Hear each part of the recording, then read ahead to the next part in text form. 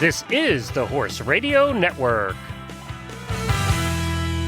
This is episode 96 of Horsemanship Radio, brought to you by Omega Fields, the world's best omega-3 supplements for horses. Horsemanship Radio is part of the family of the Horse Radio Network. Today, we have two rock stars of the equestrian coaching world, and one school is the only art and design university with an equestrian studies degree program in the United States.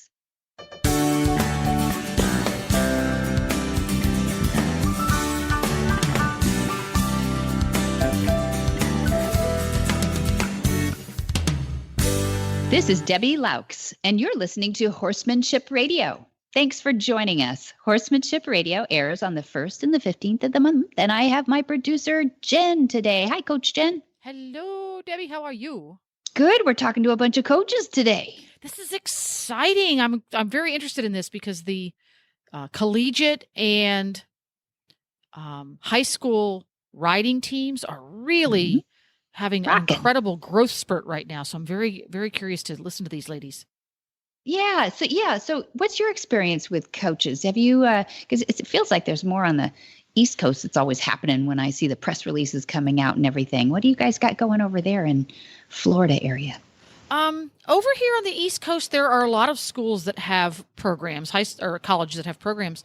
And they're obviously primarily English based, but they've always been smaller schools. It was kind of a quiet program that just those girls signed up for.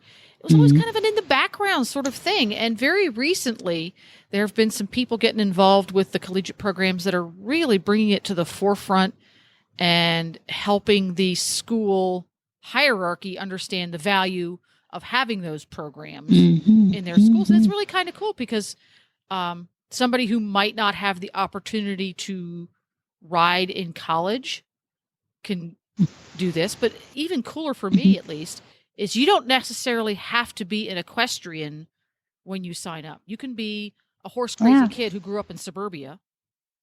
Yeah.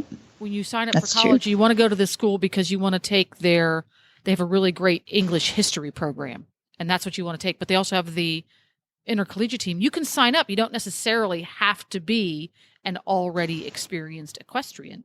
With a horse and the whole thing. With a horse, because you don't have to, and in some cases you can't, but you don't have to own a horse, yet you get to ride and compete and learn on horses with amazing resumes.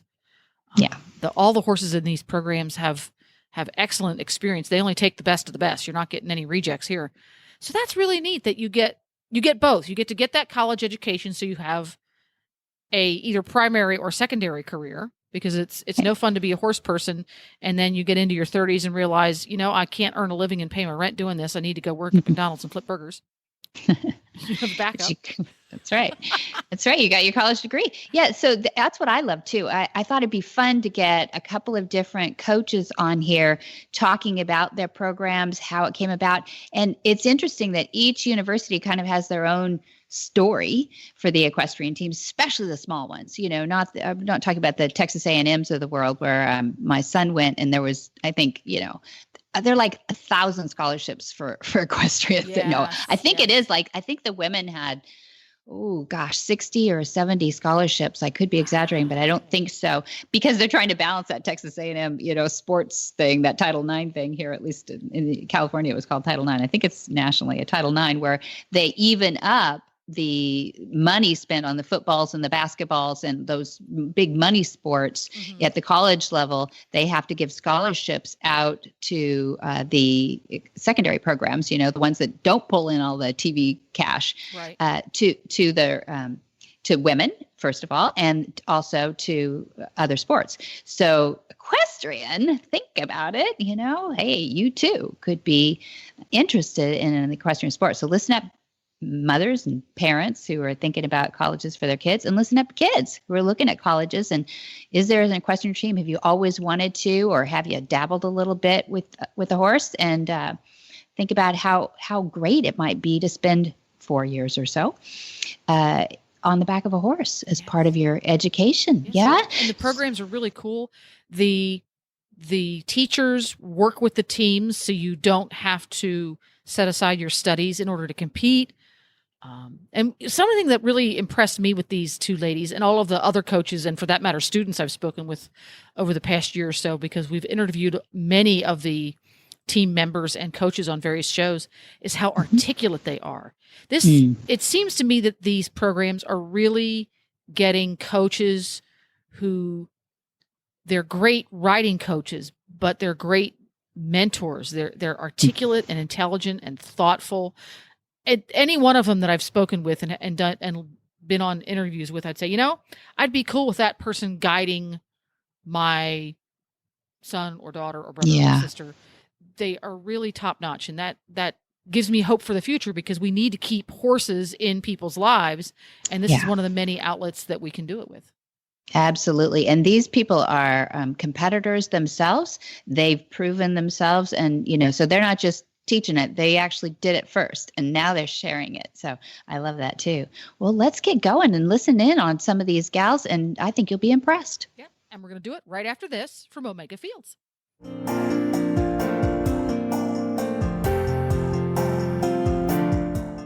Your horse is your partner in sport, in leisure, and just in life.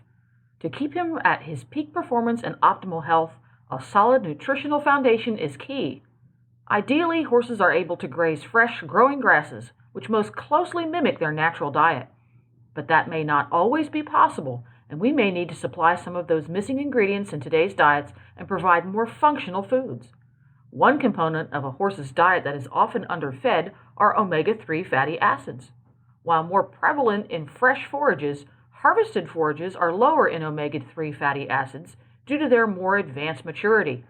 Obviously, grasses and legumes have to grow to a sufficient height in order to be harvested, while foraging patterns of horses show great preference for shorter, less mature plants. That's why modern horsemen and horsewomen trust Omega Horseshine to provide a powerful, bountiful source of omega-3 fatty acids for their equine partners. Look for Omega Horseshine from Omega Fields at your local tack and feed supplier, or you can find them online at omegafields.com.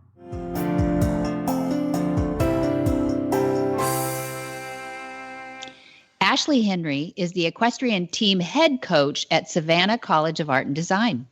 Ashley is entering her 12th season as the head coach of the SCAD equestrian program. Henry has been awarded the Francis Wong Coaches of the Year Award, and since joining the coaching staff, the team has continued its prominence on the intercollegiate riding scene with the ANRC National Championship team, individual wins in 2006, 2008, 2009, 2010, 2011, 2012, and 2015. In addition, Henry coached her team to consecutive IHSA Zone 5 Reserve Championships in both 2011 and 2012, qualifying SCAD to compete in the IHSA National Championships. The team placed fourth in 2011 and sixth in the country in 2012. Ashley was honored with being named SCAD's 2011 Head Coach of the Year Award. Henry has become involved in the Interscholastic Equestrian Association as a show steward and was a steward for the 2010 IHSA National Championship Horse Show. Well, welcome, Ashley Henry, the equestrian team head coach from Savannah College of Art and Design. How are you? I'm great. Thank you. Thanks for having me. Oh, thanks for jumping off a horse to come inside to give us a little bit of rundown about your program. I'm so excited. So the background is I spoke with Eddie Federwish, the director of the equestrian program at the Savannah College of Art and Design, which is an anomaly to me. When I first saw this, I thought, I'm going to talk to this program head. I didn't know who I was going to talk to, but when I talked to Eddie, he said, yeah, it's the College of Art and Design, and we have an equestrian team. But the person you got to talk to is Ashley Henry, who's responsible for all this press we've been hearing about and all the good accomplishments that your team's been going at. So tell us a little bit about your program. Thank you. I said Eddie always has very kind words, but it really is an entire team that does help us succeed at the level that we do. And it is one of the things that makes our program so unique is we are the only art school in the country that has an equestrian team. And the team competes in 4 different championships throughout the year that are really national level championships, but the main one that we participate in to try and qualify for the Intercollegiate National Championship is the IHSA, otherwise known as the Intercollegiate Horse Show Association. Yeah. There are over 500 colleges, over 5,000 members that compete, and we compete in competitions in our region throughout the year to try and win the region, to then go to the zone championships against the other 5 regions in our zone and be the first or second place team at zones, and then make it to the national championship where the top 18 colleges in the country compete. So it really is a long road to get to that success. And it is beyond words to say how proud I am that we are 3-time back-to-back national champions with that long road to get there. Yeah. So Matt, what's the difference in sizes with these 18 schools too, the program sizes that you're up against? The size of schools? Really, some of them we are a very young program as far as an equestrian studies program goes, and some of them are really large programs that have been around for a while, but we definitely stand our ground right above them or next to them as far as competing in the Intercollegiate Horse Show Association. But you're talking about University of Findlay, Ohio, which is a huge program. Centenary College in New Jersey is a huge program as well. But our team sizes are pretty much the same. There are some of those other Intercollegiate Horse Show Association colleges that have a Western team as well. Our college does only practice on the hunt seat side and has an English team that competes. So when you talk about sizes of intercollegiate teams, there's a little bit of a difference there, but we are a very large team for our region. We have 65 students on the team, and we are one of the largest regions. It is us and the entire state of Florida that competes, about 13 colleges in our region that compete all year. And some of them are club teams, some of them are varsity teams, and we are really privileged to be a varsity team and have the full backing of that athletic department to help our team function in the facility that we have to fire on all the cylinders that we do. Amazing. So you said you're a young team. So tell me how old the team when it got started, and tell me how does the Savannah College of Art and Design come up with a equestrian team that kicks butt? Yeah. Well, it actually all started really as a competitive intercollegiate team back in, I would say that 2000 or 1999, around that era. I came to SCAD in 2001 as an undergraduate and graduated from SCAD with a degree in jewelry design, but I came to ride for them. It was one of the biggest draws for me to go to a college where I could have my desires as far as degree goes in art, and also continue to ride and be very competitive with riding. So it really is a really nice hat trick that they have. But when SCAD started, it was a student that reached out to the president's office and had said, the only thing that I wish I had was my horse here and that we could still compete. And based off of those needs of a student, they continued to rent a barn for us and got horses donated to us. And from the success we had when I was a student on the team as well, we had a really great donor come to us and say, I want to build you guys a barn. And we had someone else say, we want to donate the property. And here we are. 16 years later, and really pumping. And SCAD is very much like that. It's a great program. When you say, I wish I had this, and they said, well, we'll make it happen. I say to people all the time, I said, it's Disneyland for college students, and it's really quite amazing. I still am astounded at all the different majors at SCAD and the curriculums that they have.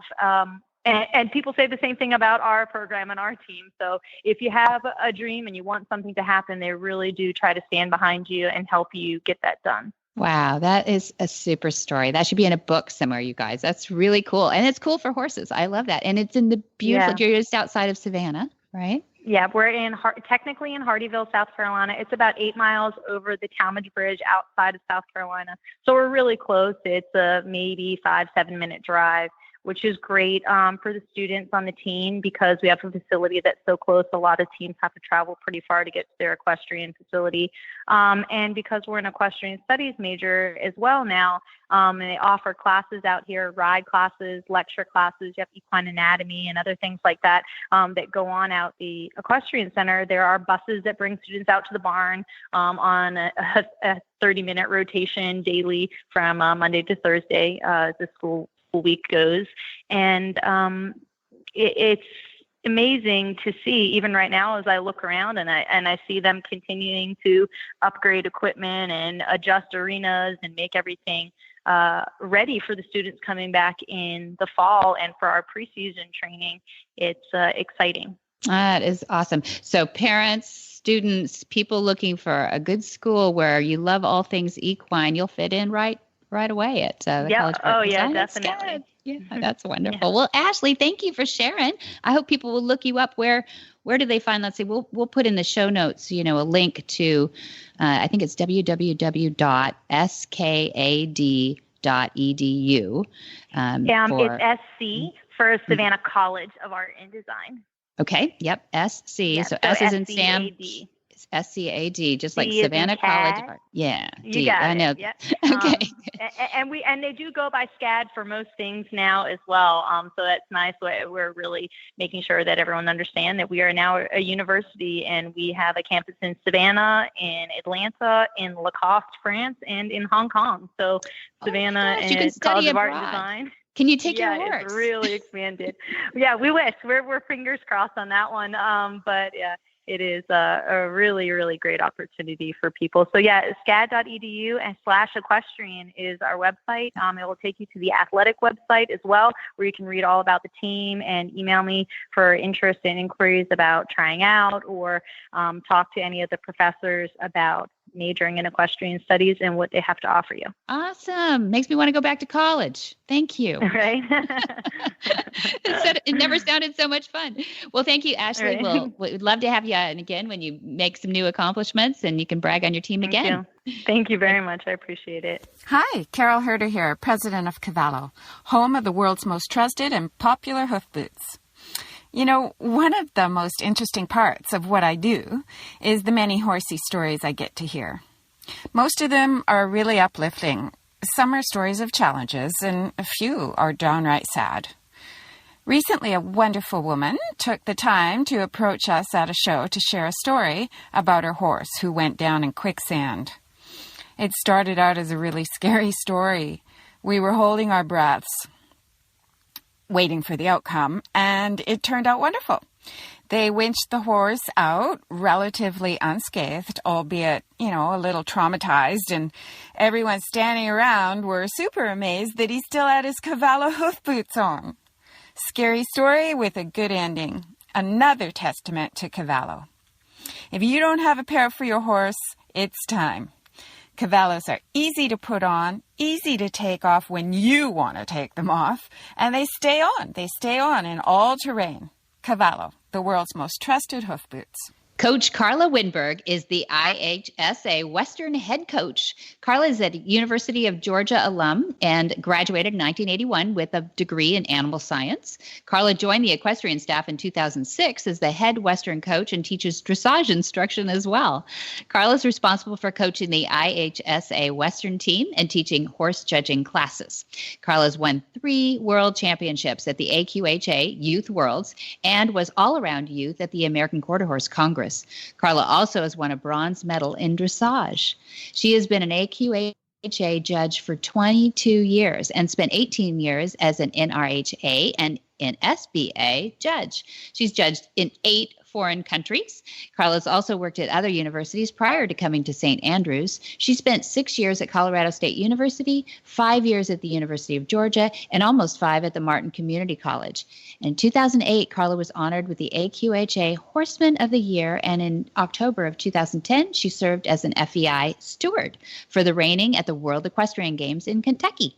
In 2012, she was awarded the IHSA Sportsmanship Coach of the Year, and in 2013, Carla's IHSA Western team were reserve national champions. A multifaceted horsewoman, she also has earned her United States Dressage Federation bronze medal. Well, welcome, Coach Carla Wennberg, all the way from St. Andrews. But I understand you're out traveling this summer. Is that right? I am. I'm at a horse show right now. That's why I flew into Buffalo. I'm going to judge a NRHA reining for the next 3 days in Hamburg, New York.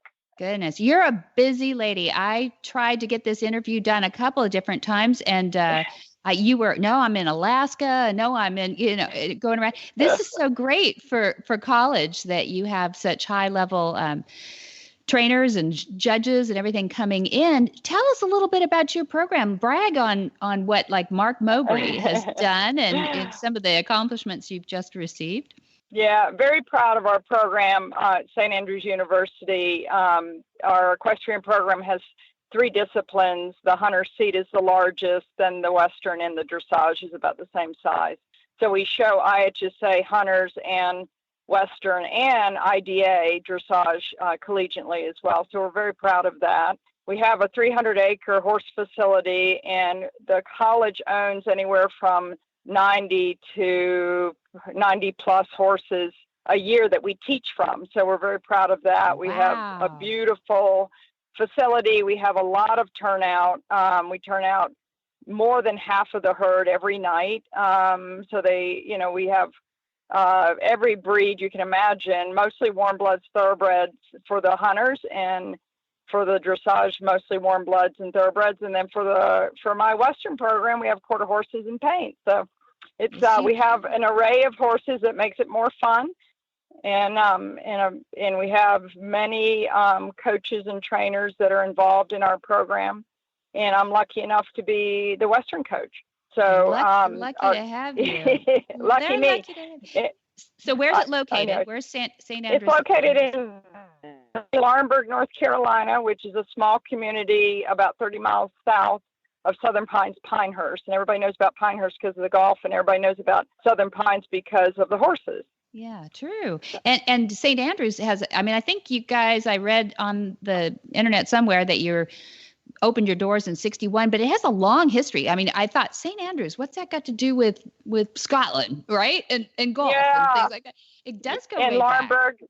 Laurinburg is a sister city to Oban, Scotland, and it's all Scottish heritage. It used to be a Presbyterian college, and just within the last 3-4 years, we have become a university with Weber in Florida. So Weber University. So it's a liberal arts school. It's under 1,000 students, and we teach. I think last year we taught 200 to ride each semester. So we have a big lesson program, and we, of course, host a lot of shows and compete intercollegiately. Obviously, our region is Virginia and North Carolina schools. And we're very proud of what we do, and we try to do the best job we can to teach students to go out into the industry in a lot of different ways. So, yeah, you're doing a great job. People should go to the Facebook page and see some of the activity that's going on there. I saw Dylan win a Western championship recently, and people should go see and hear the cheering going on there too. So how do you get to St. Andrews? You're a Western girl, and you're all the way on the East Coast. I know. I've been lucky enough to teach at 2 other universities, Colorado State University and University of Georgia, prior to coming to St. Andrews. And I coached at Georgia. I taught at Georgia and in the animal science program, equine science program. And I also coached, the last time I was there, I coached the NCEA women's equestrian.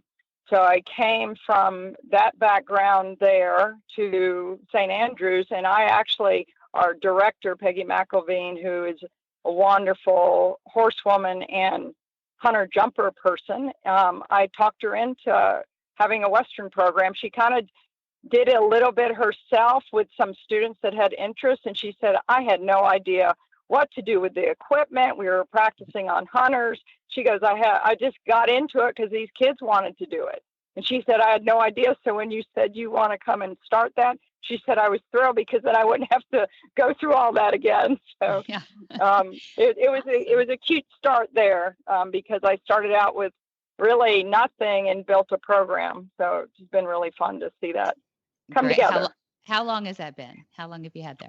It's taken me, well, I've been there 11 years, and it took me 2 years to get a full barn of 20 head of horses donated, equipment. We've bought some equipment, but I've had a lot of equipment donated to our program through my wonderful trainer friends and judges that I know. And we pulled it all together, and I have a fabulous group of horses I'm very proud of. We come to semifinals and nationals almost every year to contribute to the hosting of the competition.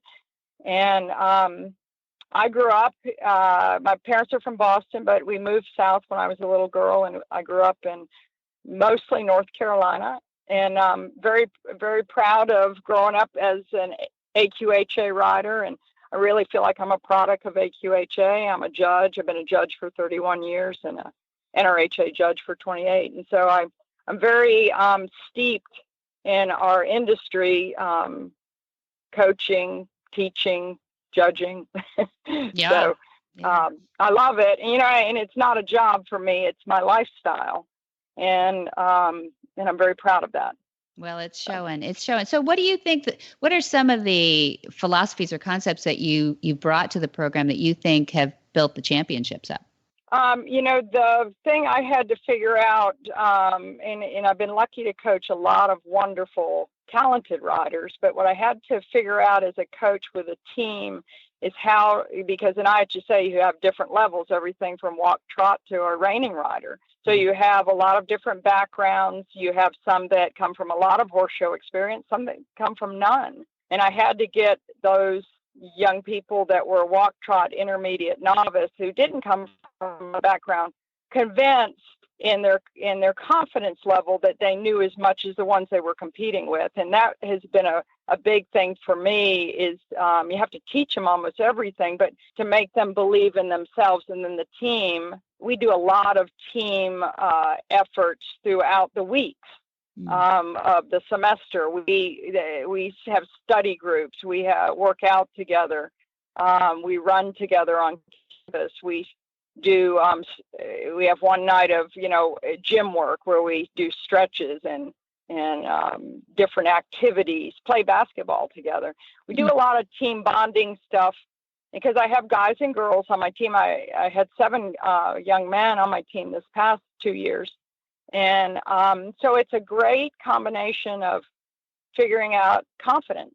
It's really about confidence and the building blocks that go with that. I do a lot of pattern visualization. We do a lot of pattern work on foot. We do a lot of mental prep along with the riding. That's great. And I can't figure out how you got so many boys involved in a sport that has no boys left.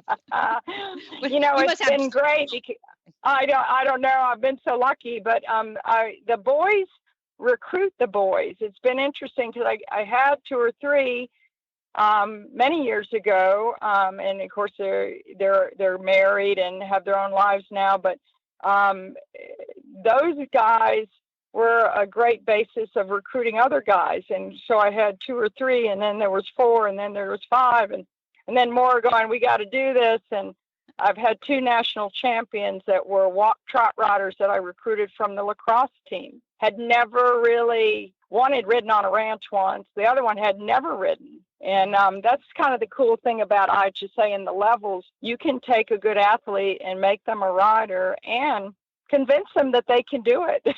So, wow. I hope parents are listening to this who think, I got to get my kid into horses. Send them here. I'm telling you. And, showing IHSA is so much cheaper than owning and showing your own horse, and the students that come from a lot of horse show background or riding background really learn great feel because they get to ride so many different horses, and you learn to be a great catch rider because you've got to form a partnership. You can't make the horse do it. You've got to ask them to do it for them to be with you at every level. So I love that. So it's a lot of that. It's a lot of teaching them how to make that partnership. And that goes a lot further than just riding. Yeah, good. Partnership is a resonating word here. How much equine behavior sciences, courses do you have involved there? Is that a kind of an up and coming thing, or is it pretty established? We teach a lot of equine classes, both from the science end, but also stable management classes. We have a coach, the dressage coach actually teaches a behavioral class and uses a lot of Pirelli. And we try to teach in the equine sciences, in the barn, we have to teach a lot of behavioral aspect. And I use a lot of behavioral aspect. I know my director would like to kill me half the time, but half of my barn is mares. And what I learned early on in coaching is if you can ride a hot, sensitive mare, you're gonna be an amazing rider. And that's really what has won it for us, I would say, over the last few years, is because the draws we get at nationals are usually hot, sensitive, and you have to really figure out how to ride them kindly and with a feel from leg to hand. And I don't care what anybody says about it. It's the way it is. And I don't care what discipline you ride. It's the same thing in the Western. You just don't pitch them away and pray that things are going to go right. You still got to have some connection and feel. Yeah, absolutely. I'm so glad that you're talking about that too. I'm hearing things. It's so funny how the science world is kind of taking, I don't know, different forks in the road, but I do hear that there really isn't much difference, and I don't get that at all. But I also hear that, right? I'm also hearing, take leadership out of it. And I think really what you're saying is, be a leader for the horse, but you're partnering, but they're looking for you. You have to be. You have to be a leader in a partnership way. And I think that's the truth of being a good team member too. I try to create students that I hope are going to be leaders, because I feel like that's part of the confidence building that we develop as a rider, but as a person. And then with that, they all have to help each other. And I preach that. I don't care if it's a regional show, a semifinals, or national. We're there for each other. And that's really how you become a winner. That's great. Good for you. I agree with you. Yep. But we're old, and I get the perspective. Well, but I want to ask you, since you do have a great perspective and a long list of accomplishments, and you're a judge, so you're influential in where this discipline is going, and you're influential on the kids that are taking it there. So do you like the direction it's going? Is there anything that you would change the direction on now? Give us an opinion about the future. Well, for me in the quarter horse industry, obviously you can tell that our industry is more about ranching, and the cattle events are probably the most growthy part of our industry. People want to go back to a very forward-going horse, with a lot of expression. And I feel like that's why the ranch classes have grown so rapidly and people are so excited about it. It's also more affordable, and I feel like you don't have to have the silver saddle, and you don't have to have the sparkly blouse to show in. And I feel like that's why our industry has really grasped the ranching aspect in the quarter horse. For me, I grew up in Southern Pines, which really is a hunter jumper community, and I rode appendix quarter horses and really loved the hunter division of it, the flat work as well. And for me as a twist, and my students, I know. They probably the new ones, and they kind of really wonder about me. But I've been riding dressage for 35 years, and all of that really does come back to creating better Western horses, because it's all about collection and balance. Balance. It's all that. So everything I've learned through all the disciplines really relate back to just good riding. Yeah, and that's what I try to teach. I want my students. They take hunter seat lessons. They take dressage lessons. They do other disciplines to become better at their discipline. Really good. Do you have any months where you're like no stirrup, November? Oh, honey. Yes. Of course we do. And the other thing, no stirrup November for sure. The hunters do it and we do it too. Okay. And sometimes we ride bareback, sometimes we lunge bareback, sometimes, we try to mix it up so you get different balance levels in yourself as a rider, and depending on your needs and your confidence level with that, we'll mix it up. And negative. One more thing I'll tell you, and my students will tell you, any words of negative, they have to pay me $1. And I learned that from coaching judging teams at other colleges too, because any negative thought process, you go ahead and you beat yourself before you ever enter the arena. You beat yourself in your thought process if you're all negative. So I just try to create the atmosphere that when they say something negative, and they know it comes out of their mouth, then they have to give me $1. You start getting in their pocketbook, they're going to quit it. And I have dollars from other. I know it. I have dollars from many students, and actually, one student I got to give him $3 back, because he actually, he's very negative going in and came out very positive, and I promised him I'd give him his money back just to show him what he had said. So I got to still do that before sign up before you give them back. The semester starts. Yeah. Well, Carla, but it does. It makes a difference. It does make a difference. And confidence, you said at the top of this, was key for you. And there you go. You have a championship team. You've got I think the one that I read about was the High Point Western team first. That's where I found out about you guys. And I know you participate in the American National Riding Commission.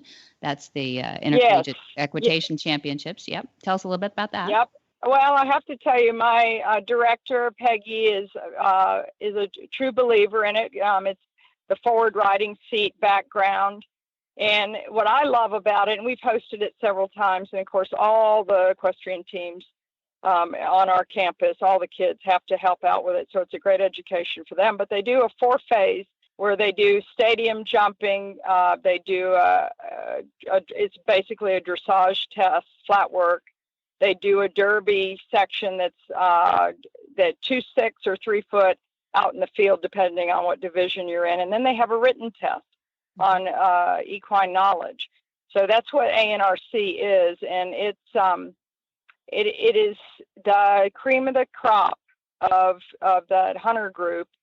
And it's so fun to see and watch, and the horses doing the phases of the flat work, and then out in the field, the jumping derby, and then they come back in and do the stadium.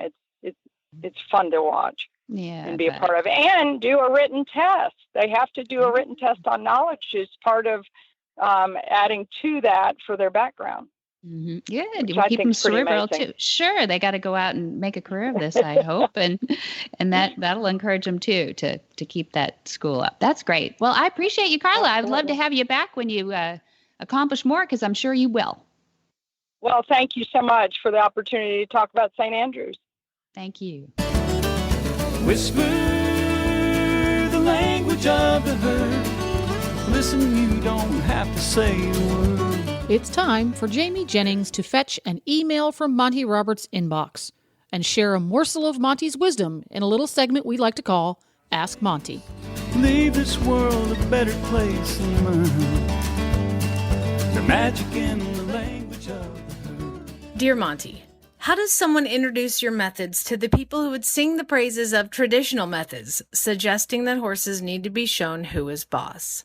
These people would suggest that the whip is helpful and immediate punishment is an effective way to train. Monty's answer. I think that the key to answering this question is to say that I would like my horses to do the talking for me. I believe that if I hold true to my concepts, the horses will continue to learn and perform well. There is no forcing the traditional horseman to accept my concepts. Just as I work without forcing a horse to do anything, I will never demand that another equestrian use my techniques. I would much prefer to be a good role model, advocating a non-violent approach to training and experiencing cooperative horses in return for that effort. What we mean by traditional methods. There have been many horsemen over the centuries that have worked traditionally but have minimized pain and violence, and many others who have maximized those elements. Traditional horsemanship, as I saw it while growing up, was virtually all done with what I would term extreme violence. Consequently, When I use the term traditional, it refers to methods which include what I would consider to be brutal treatment. It seems to me quite clear that there are a percentage of old school horsemen who will choose to go on using harsh techniques throughout their days. So long as their methods are legal, then there is very little that anybody can do about them. We are at a peculiar spot in the evolution of horsemanship because there are areas on this earth where certain actions are illegal while they are accepted in other locations. It is still legal to rope a horse by his legs in most part of the United States, but illegal in some areas. It is still considered acceptable to forefoot a horse in Mexico, but it'll put you in jail in California. Forefooting is the act of roping the front feet while the horse is in full gallop. This causes the horse to fall headfirst into the ground. And this procedure was deemed illegal in the state of California, but only within the past 10 years. The world is changing faster than the generations are rolling by. This results in cultural variations from one geographical area to another. While I support whipless racing in the United States, there are still certain racing communities that levy a fine on the jockey if he doesn't whip his mount. Scandinavia, however, has virtually banned the whip altogether. Germany has a soft, spongy Nerf whip for use on 2-year-olds. Apparently, horsemen in these countries have come to realize that giving the horse a positive experience in the early stages of its racing career is more effective than causing it pain. If you want to have a fight with a traditional horseman, just go up to him when he's trying to load a difficult horse after a show. Tell them that he doesn't have to use harsh techniques like whips and sticks, brooms, twitches, etc. When you wake up with a black eye, you may realize it wasn't effective to confront a violent person in the act of brutality. Some of my students have been known to offer assistance. Once in a while this works, but most of the time it will get them an earful of profanity and invitation to leave the area at once. I suppose it'll suit me well to just keep doing my demonstrations, thus showing people that the horses have the final say in all of this, and if they respond favorably, it is likely that we'll have a good chance of seeing significant change in the next generation of horse people. For more of these insights into good horsemanship, go to www.montyroberts.com and click on the orange banner that says Get Free Horse Tips. Hi, I'm Monty Roberts, and I'm dedicated to training horses without pain. You can learn to do it too on my Equus Online University. Western, English, the beginner, or the advanced rider, it doesn't matter. You can connect with other students online too, on our forum, and there's a new lesson every week. It's a lifetime of learning for you on my Equus Online University at montyroberts.com. What in the wide, wide world of sports is going on here?